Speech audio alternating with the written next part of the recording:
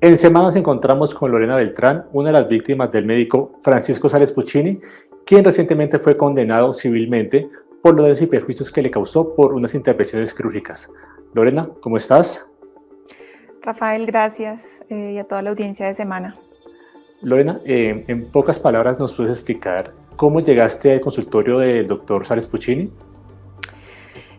Bueno, yo llegué al consultorio de Francisco Sales Puccini buscando un cambio en mi apariencia. Me lo había recomendado, de hecho, una compañera de la universidad. Yo en ese momento, cuando hice una primera intervención con él, estaba en la universidad. Ella me capta, me lleva a su consultorio. Me asegura que pues ningún procedimiento pues le salió mal, me presenta sus títulos, me muestra su consultorio que queda en una zona exclusiva del norte de Bogotá donde muchos otros especialistas tienen un consultorio. Entonces esto no me generó pues mayor desconfianza. No obstante, pues como estudiante en ese momento de periodismo y posteriormente ya como periodista en ejercicio, investigué un poco más sobre su título y todo aparecía en orden, no aparecía ninguna denuncia relacionada con su nombre. Su título estaba convalidado por el Ministerio de Educación Nacional, lo cual me generó tranquilidad. Sin embargo, pues el procedimiento en mis senos salió mal. El médico en ese momento me aseguraba que esto era normal, que los resultados finales se verían posteriormente. Cuando veo que las heridas no mejoran, que la apariencia no es estética, que finalmente es la finalidad de un procedimiento estético, él me propone hacer una segunda intervención para corregir. En este momento todavía no sospechaba nada sobre él. Y este segundo procedimiento fue mucho peor. El remedio, como dicen, fue peor que la enfermedad, teniendo unas consecuencias en mi cuerpo, pues que de verdad no se las deseo a nadie y que fueron profundamente dolorosas, tanto física como emocionalmente, y que posteriormente me llevaron a una denuncia pública en la que, de la mano de otros periodistas, terminamos revelando a la opinión pública los nombres de algunos médicos que se dedican al negocio de las cirugías estéticas sin aparentemente contar con la formación necesaria para hacerlo. Esto no lo digo yo, lo investiga actualmente la justicia colombiana. Listo. Retomando un poquito al tema, en el fallo, el tribunal es bastante claro que dice que él muchas veces se hizo una cirugía, después se hizo otra. En ese momento hay como un intervalo en que vos vas, le preguntas sobre el tema de los dolores, si era normal, cuál era la respuesta de él o qué posición se presentó él para justificar estos dolores y esas molestias que estás presentando en tu cuerpo. La respuesta siempre era: eso es normal, eso es normal. Y en mi círculo cercano, entre mis amigas o en mi familia, yo nunca había tenido a alguien que se hubiera hecho una cirugía estética, por lo que no tenía cómo comparar. Y pues el médico es una figura de autoridad. Si él me dice haga esto, yo lo hago. De hecho, una de las cosas que me ordenaba hacer cuando tenía heridas que no cerraban en mis senos era ponerme gelatina sin sabor en las heridas para que ayudara a cerrar, según él. Para ese momento yo tenía heridas donde a la hora de hacer la curación me cabía casi la falange de un dedo en esa herida, y él decía que eso era normal, que usara toallas higiénicas en el brasier para que no me escandalizara pues los fluidos que salían de mis senos en ese momento. Él decía que todo era normal. Entonces pues ya un poco desesperada ante la situación, acudo nuevamente a su consultorio. Me cierra esta herida sin anestesia, sino ahí en su consultorio, y me dice: es que esto no es culpa del sastre, sino de la tela. Y después de esa frase, pues yo dije, no más, no más. Acudí a todas las citas hasta donde ya estuve fuera de peligro, hasta donde cerró la herida, pero esto que acabo de decir, pues deja mucho que decir sobre su profesionalismo y sobre lo negligente que fue, y lo digo porque así lo reconoce el fallo. ¿Sí? El fallo del tribunal que deja en firme la condena que había quedado en la primera instancia, pues dice precisamente que actuó de forma negligente. En la demanda que presentaste es claro que se dice más de los daños que se causaron a tu cuerpo, que él te dio unos medicamentos, que esos medicamentos con el tiempo te generaron unos malestares en tu salud mental. ¿Cómo fue este cambio? ¿Tú qué sentiste cuando pasó este consumo de medicamentos que te generó?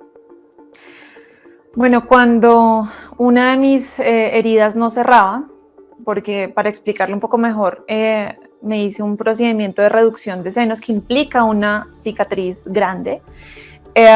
pero esta no cerraba en algunos puntos de la incisión y pues él me dice que de nuevo es normal y que debo tomar isotritoneína. Es un medicamento que está descrito en la literatura, puede causar afecciones a la salud mental y es algo que la perito psicóloga que evaluó mi estado emocional pues también describió y aportó en su justificación. Y pues, ¿qué sentía yo? Primero, pues uno está con un cambio en el cuerpo que uno no desea, ¿sí? Si bien toda cirugía conlleva un riesgo, si bien es entendible y era conocido que el procedimiento iba a tener determinada longitud de cicatrices, pues los tratos a los que yo fui sometida, sumado al proceso de la recuperación y sumado sin saberlo a lo que probablemente pudo incidir en mi estado de ánimo como este medicamento, pues fue una situación muy, muy difícil que me llevó a unas condiciones de ansiedad y de depresión que pues afortunadamente pude superar, pero que pues no se me fue advertido que por ejemplo, era un riesgo. No obstante, el fallo también, además de los aspectos físicos de la intervención o de lo que ocurrió en mi cuerpo, también se centran en el actuar del médico, ¿sí? Porque no contento con haber destrozado mis senos o con haber respondido de esta manera cuando lo busqué como su paciente, decidió compartir sin mi permiso a terceros copias y fragmentos de mi historia clínica. Y en Colombia hay una ley, un fragmento de una ley que especifica cuál es el tratamiento que se le debe dar a este documento. Tal vez uno en su diario vivir como paciente cuando va a su servicio de salud o cuando está tal vez en un servicio particular, no es muy consciente de la importancia de ese documento, pero la historia clínica es un documento que le pertenece única y exclusivamente al paciente y que solo puede ser divulgado con terceros previa autorización de ese paciente. Y lo que hizo Francisco Sales Puccini, además de estas consecuencias que cargo en el cuerpo, pues fue haber compartido mi historia clínica a terceros, violando mi intimidad. Claro que sí. En el fallo se hace una cronología del tema de las operaciones. Creo que la primera fue en junio de 2014 y la segunda en julio de 2015. Ya nos comentaste que después de la segunda cirugía él hace una serie de afirmaciones que te motivan a buscar otra ayuda. ¿Cómo fue buscar a otro cirujano y qué te dijo ese cirujano cuando le comentaste todo lo que había pasado en este año? Bueno, cuando yo ya salgo de un peligro vital, digamos, cuando me cierra en su consultorio esta herida que estaba abierta, yo decido que voy a dejar de ir a ese consultorio, porque es que me dijo, es que la culpa no es del sastre, sino de la tela. Si a ustedes, un médico, les dicen eso, creo que lo último que quieren es regresar a ese lugar. Entonces, cuando ya me encontraba fuera de peligro, me dediqué a ahorrar. En ese momento yo tenía, creo que mi segundo empleo en la vida, en mi carrera. Entonces, pues mis ingresos no eran muy elevados, pero decidí empezar a ahorrar para buscar una tercera intervención en mis senos y buscar arreglar un poco estéticamente lo que se veía, porque es que no lo digo yo, lo dicen los peritos del Hospital San José, que son cerca de 10 cirujanos plásticos que se dedicaron a analizar mi caso. Es decir, no es una opinión que yo esté dando como paciente. Hay toda una junta médica del Hospital San José que determinó lo que yo estoy diciendo, y es que mis senos tenían asimetría, una asimetría muy evidente. De hecho, uno de los implantes que tenía en mi cuerpo, porque a pesar de que yo busqué una cirugía de reducción, él me puso unos implantes, porque según él era necesario y sin esto no se podía hacer la intervención o el procedimiento, y uno de esos implantes estaba girado, estaba al revés. Algo que también le sorprendió a los peritos del Hospital San José, que es pues, uno de las clínicas de Latinoamérica pioneras en cirugía plástica, es que la marca de los implantes estaba prohibida en algunos países por la baja calidad de sus materiales, por ejemplo. Y bueno, ante todo esto yo decidí empezar a ahorrar y cuando llego pues a cierta suma donde creo que puedo acceder a un profesional, a un especialista, empiezo a llamar a una lista que yo tenía de profesionales especialistas en cirugía plástica en Bogotá. Varios me recomiendan que para mi caso X profesional es muy bueno. Llamo a esa persona recuerdo que fue en un mes de abril, me dice, pues tengo agenda hasta junio, pero ¿por qué se va a hacer la corrección del procedimiento con otro especialista que no fue quien la operó? ¿Por qué me llama a mí y no al especialista que la operó? Y yo le dije, no, es que él ya me intervino 2 veces, esta es la tercera. Me preguntó el nombre, le contesté y me dijo, no, ¿sabe qué? Tengo agenda hasta junio, pero la atiendo hoy. Y eso me generó como no sé, me inquietó. Obviamente me fui esa misma tarde al consultorio de este cirujano plástico. Coincidencialmente queda a no más de 30 metros del consultorio de Francisco Sales Puccini, queda muy cerca. Entonces, esto para decirles, yo no sospeché por muchas cosas, por la formación del médico, por la ubicación de su consultorio. Muchas veces se nos dice, tengan cuidado con los consultorios de garaje, con las clínicas de garaje. Yo no acudí a un consultorio de garaje. Quedaba, les digo, a menos de una cuadra del consultorio de la persona que me reconstruyó mis senos. Y esta persona en su primer diagnóstico pues me dice que tengo una asimetría, que es muy probable que yo no recupere la sensibilidad que perdí en los pezones, que el tema de la lactancia, si decido ser madre, pues también está pues en veremos, no es seguro que yo pueda lactar. Me advierte también sobre la marca de los implantes que me pusieron. Yo le digo, bueno, quiero hacerme la reconstrucción, ¿cuándo me la puedo hacer? Mañana. Quiero hacérmela mañana. Y me dice, no, pues primero cuénteme qué medicamentos ha tomado en los últimos meses. Y le mencioné la isotritoneína. Y él también me advierte como, pero la isotritoneína en ocasiones incluso impide la cicatrización, puede causar algunas molestias en la salud mental dependiendo de varios factores. Entonces como que ahí empecé un poco a dudar y esta persona además me cuenta como, ¿quién la operó? ¿Usted es ginecólogo? Y yo, no, él es ginecólogo y además es especialista en cirugía plástica. Yo vi el título, yo vi el diploma, yo investigué. En ese momento, en mi segunda cirugía, yo ya estaba en un medio de comunicación y alguna de mis colegas me ayudó a verificar que no tuviera antecedentes judiciales, todo estaba supuestamente en orden. Y me dijo, no, averigüe, investigue un poco más. Recuerdo que esa misma noche llegué a mi casa y empecé a armar como un rompecabezas. Busqué información de nuevo sobre la universidad de la que se había graduado como especialista en cirugía plástica. Y allí empiezo a tirar de un hilo y pues desde luego que también la investigación de distintos colegas, incluyendo de Rafael, pues fue supremamente importante para terminar revelándole a la opinión pública lo que conocimos casi un año después de mi segunda cirugía, en el 2016, que estalló este escándalo. Lorena, digamos, en ese periplo que duró bastante tiempo, ¿cómo era mirarte al espejo y cómo era tu relación con tu ambiente familiar, tus amigos? ¿Tuviste alguna limitación, algún cambio con este trato? Totalmente, empezando por una relación de pareja que en ese momento tenía de 5 años. Yo la verdad es que me sentía supremamente incómoda en mi intimidad, no era capaz de mirarme yo desnuda frente al espejo, pues menos con otra persona, así fuera mi pareja. Esa relación terminó.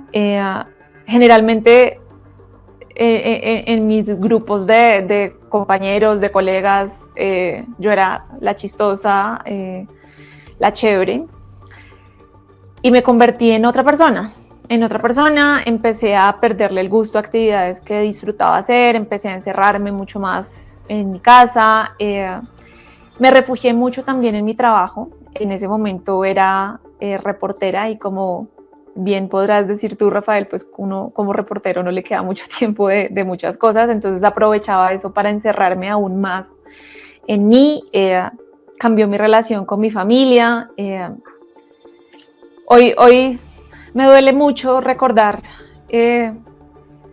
pues cuán afectada se vio mi autoestima, ¿sí? Porque para que ustedes dimensionen, para mí el peor momento del día era entrar a la ducha, porque pues tenía que desnudarme y mirar hacia abajo y ver en mi cuerpo unas cicatrices atroces que nadie quiere tener, ¿sí? Para mí eso fue muy duro. Las pocas veces como que decía, bueno, hoy tengo que salir porque es el cumpleaños de mi mejor amiga, vamos a ir a una discoteca. Para mí era terrible tener que en ocasiones primero maquillarme los senos que el rostro. Sí, creo que eso lo dice todo. Mirarme con desprecio frente al espejo, y sé que muchas personas que me están escuchando en este momento pueden estar pensando, pero eso le pasa por vanidosa, usted se lo buscó. Pero no es así, las personas tenemos derecho a modificar nuestro cuerpo por las razones que sean y a salir vivas del quirófano o a salir con un buen resultado o a que nuestro médico no actúe de forma negligente como lo determinó el tribunal. En el fallo también se menciona a tu mamá, dice que también hubo un daño hacia ella. ¿Tú cómo la viste? El fallo dice que ella tuvo una tristeza, tuvo una angustia de verte a ti en esa situación. ¿Cómo la viste en ese momento? ¿Cuál fue tu reacción hacia ella? Yo hoy he logrado hablar con más calma con ella de este episodio porque yo recuerdo que yo le preguntaba a mi mamá como, mam, ¿esto es normal? Pues mi mamá era mi acompañante en las citas médicas, mi mamá era mi cuidadora en ese momento y yo tenía un pezón casi que tornándose de un color oscuro que al tacto se desprendía de la sutura del resto de la piel del seno. Y yo me acuerdo que yo le preguntaba a mi mamá como, mamá, mira, esto será normal, y recuerdo que ella trataba de darme ánimo y me decía, tranquila, no, mira que lo veo mejor que ayer, te estás poniendo mejor, cuando en realidad mi mamá salía de la habitación a llorar porque sabía que se estaba viendo horrible el proceso de recuperación.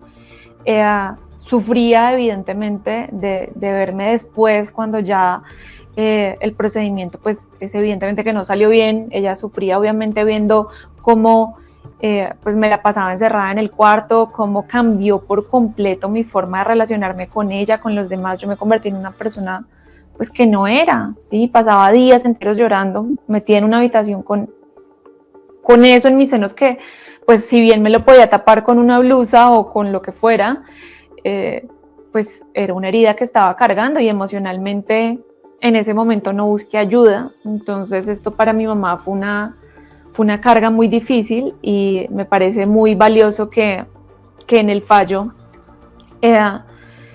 pues se le reconozca el daño moral a ella, porque como mi acompañante y como mi madre, pues ha tenido que afrontar muchas cosas. Y no es solo el procedimiento y lo que significó eso, sino después el acto de valentía, que lo digo la verdad sin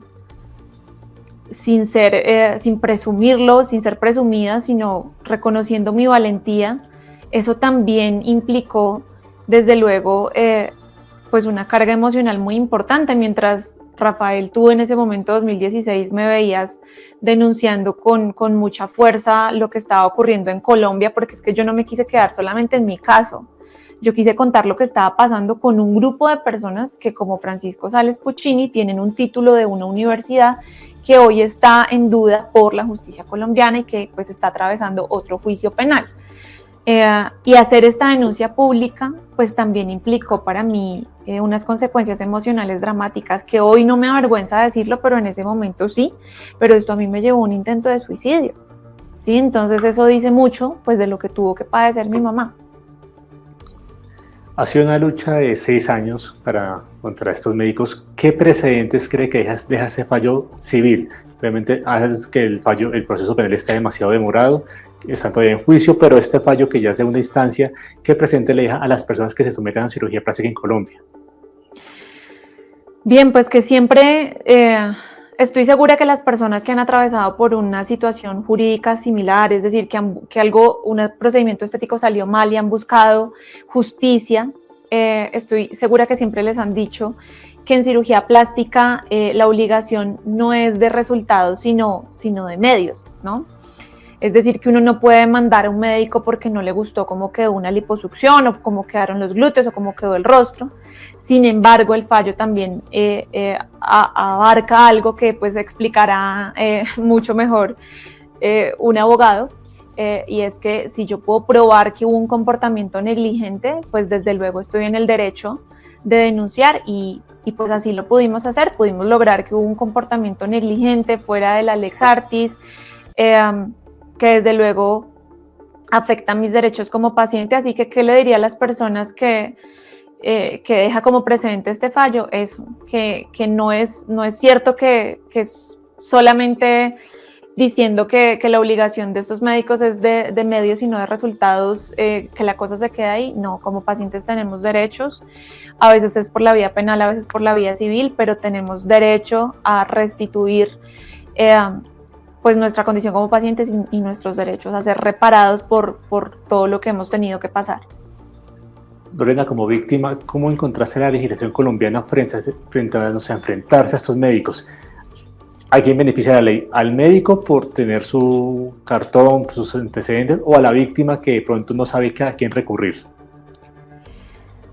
La verdad es muy difícil. Yo puedo decir que conté con la fortuna de encontrarme dos abogados maravillosos, Maximiliano Rodríguez y David Sotomonte, quienes desinteresadamente en ese momento, conociendo la situación, quisieron apoyarme en este caso, pero yo estaba perdida en ese momento, no sabía si debía acudir a fiscalía, por los tiempos. El delito de lesiones personales tiene unos tiempos que si la cirugía fue hace tantos meses o años, pues ya no procede en el campo penal, entonces hay que evaluar la vía civil, que en este caso pues fue la recomendación de mis abogados, pero sin duda yo creo que hablo desde una posición privilegiada. Yo tuve que pagar, por ejemplo, el peritaje, es decir, el concepto de estos médicos, de esta junta de médicos sobre mi caso. Tuve que pagar porque en el proceso civil pues uno debe aportar ciertas pruebas, distinto al penal, ¿no? Y todo eso salió de mi bolsillo, y en ese momento yo tenía 21 años, yo todavía estoy pagando eso, tengo 27, 28, y todavía estoy pagando eso. Entonces, en ese momento yo quería justicia, yo no quería que nadie, porque en su momento pues muchas personas se ofrecían a llevarme el caso o a regalarme la cirugía reconstructiva, y yo no quería eso. Yo quería que esto que me pasó a mí no le ocurriera a nadie más, ¿sí? Por eso precisamente tampoco hubo conciliación en su momento, porque yo quería llegar un poco hasta últimas instancias y que se sentara un precedente, pero ni siquiera mi caso, siendo mediático, porque en su momento esto alcanzó la atención diaria de los medios de comunicación colombianos, pero también llegó a medios de comunicación internacionales, y ni siquiera teniendo toda esa atención mediática, yo logré que mi caso se diera con mayor celeridad, ¿sí? Es que mi proceso ha durado 6 años, y yo creo que esto para una víctima no es justo. Son 6 años en donde pasan muchísimas cosas, donde uno se enfrenta a muchos gastos, el gasto de la cirugía reconstructiva que también asumí, cirugía reconstructiva que tuvo que hacerse en 2 tiempos quirúrgicos, es decir, yo me tuve que entrar al quirófano 2 veces para completar mi reconstrucción en los senos. Es una serie de gastos, y además de los gastos es el desgaste emocional también. Y creo que esto sería menor, el impacto en las víctimas, si nuestro sistema funcionara de una forma más eficaz, porque en el lado de quienes lo hacen por la vía penal, por ejemplo, nos encontramos con que cada mes les están cambiando los fiscales del caso y el caso cierra, o a que tenemos herramientas o estrategias de dilación donde se ausentan de las audiencias, las posponen para que, digamos, la víctima nunca reciba justicia, ¿sí? O, por ejemplo, conciliaciones por fuera del sistema judicial. Yo respeto la decisión de las víctimas que acceden a llegar a un acuerdo económico con el cirujano, ¿sí? En la mayoría de casos lo que ocurre es que la víctima se queja en el consultorio. Cuando aparece algún medio de comunicación a contar la historia, este médico propone: mire, yo le doy tanta plata y no vuelvo a hablar del tema, pero esta conciliación no se da en el marco de lo legal, sino que se da. Entonces no hay tampoco como un precedente de que al menos hubo una denuncia interpuesta. Entonces pues utilizan distintas herramientas para que la impunidad sea lo que reine en los malos resultados en cirugías estéticas. Entonces yo diría que la justicia no ayuda mucho, y mucho menos en lo disciplinario. Por ejemplo, en mi caso, yo puse mi queja en el Tribunal de Ética Médica, y aunque ya habían formulado un pliego de cargos, dejaron dormir el proceso en las gavetas y se cerró el proceso. Aunque apelé con mis abogados, aunque ya había un pliego de cargos formulados contra Francisco Sales Puccini, el proceso se cerró, y pues deja mucho que decir, ¿no? Son médicos juzgando médicos. Claro. Lorena, ya para cerrar, ¿has tenido contacto después de todos estos años con el doctor Sales Puccini? ¿Te ha buscado, te ha explicado, te ha pedido perdón? ¿Había alguna confrontación? Sabemos que él está ahorita en los juzgados de Palo Quemado. ¿Han tenido algún enfrentamiento, algún encuentro? A los pocos días de haber decidido hacer pública esta denuncia, en mayo del 2016, yo recibí un mensaje de su WhatsApp que decía: a quien actúa con maldad le deseo buena suerte. Tarde o temprano la necesitará.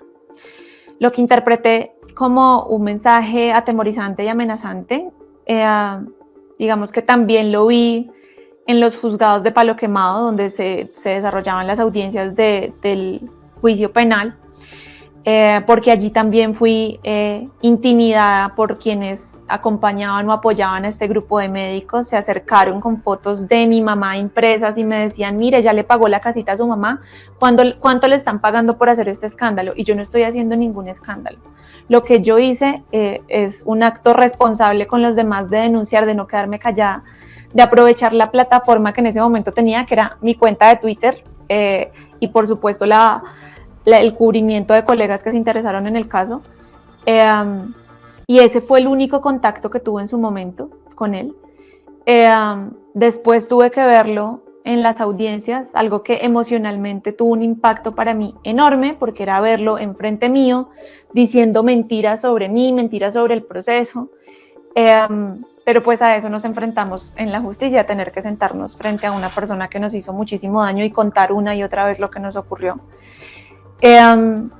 Y nada más, después de eso, nada más. En este momento yo la verdad tampoco espero que me contacte, tampoco espero una disculpa de su parte, porque lo que espero es la reparación a la que lo condena el Tribunal Superior Judicial del Distrito.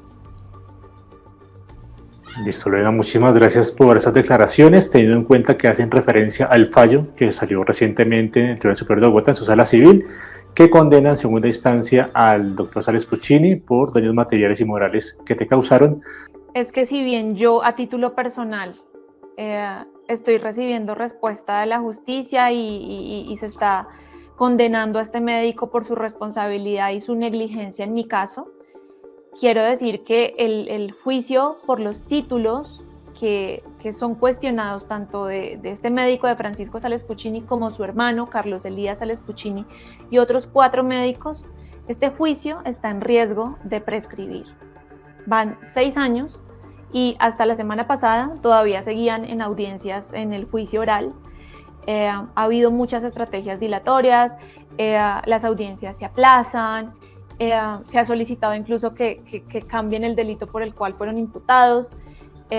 Y lo que quiero hacer es un llamado a la celeridad en la justicia, porque si bien yo estoy obteniendo algo de reparación, o espero obtenerla, porque también es eso, no la he obtenido, apenas tengo una decisión del tribunal, pues sí espero que en el caso penal se proteja a posibles víctimas de este tipo de procedimientos, porque de hecho una juez en su momento determinó que no podrían hacer procedimientos quirúrgicos hasta que termine el juicio, y aunque el juicio no ha terminado, muchos de ellos promocionan sus servicios en redes sociales. Entonces hago un llamado a la justicia, porque que yo tenga hoy esta decisión no quiere decir que otras personas no estén en el mismo riesgo que yo corrí. Claro que sí, Lorena. Entonces estaremos atentos a cómo continúa el juicio. Creo que sigue el próximo año, y estar pendientes de procesos que se adelantan en la justicia civil contra estos tipos de procedimientos quirúrgicos. Recuerda seguirnos en semana.com y en nuestras redes sociales @revistasemana.